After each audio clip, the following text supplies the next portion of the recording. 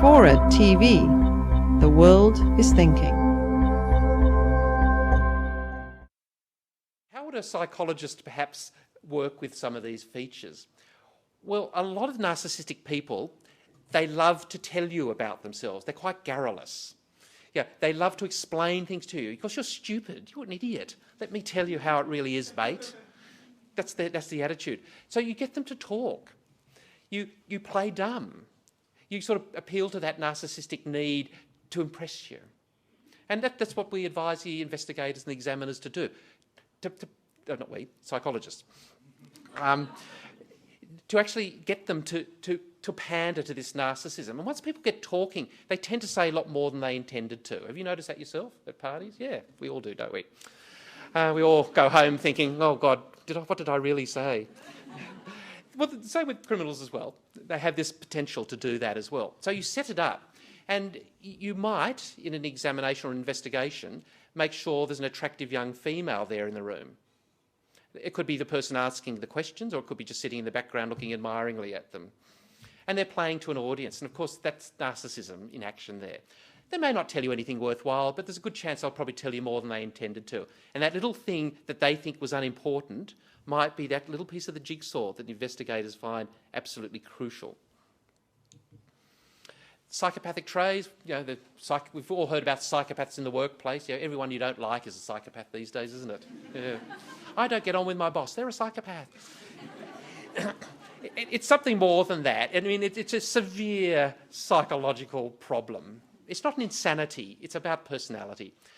Look at it all. They're glib and superficial, they're grandiose, a bit like the narcissistic people, lying, conning, manipulative, no remorse or guilt, really shallow, no empathy, and failure to accept responsibility. So it is a bit like narcissism as well. The second part of it is the criminal lifestyle, which perhaps the narcissists don't necessarily have to the same extent. They need a lot of stimulation and they get bored very easily. So that's why they do really erratic, dangerous, cruel, anything to give themselves a buzz.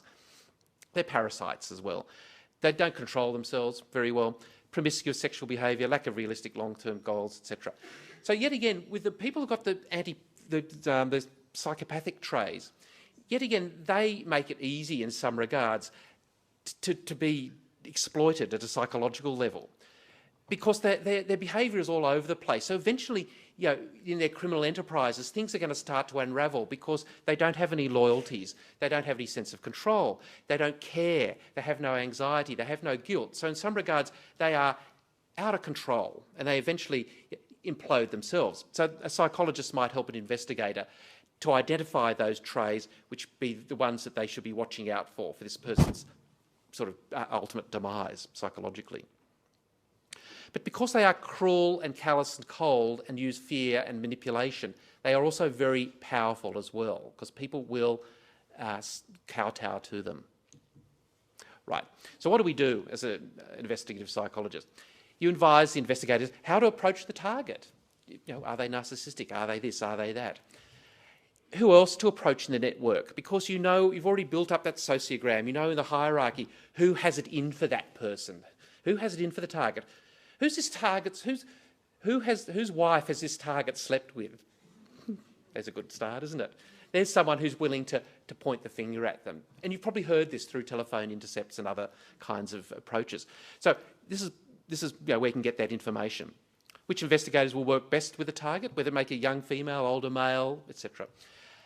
How to infiltrate the network with undercover operatives. In other words, people posing as criminals themselves. You've already worked out the psychological domains of the target, so you try to sort of match them with the undercover person.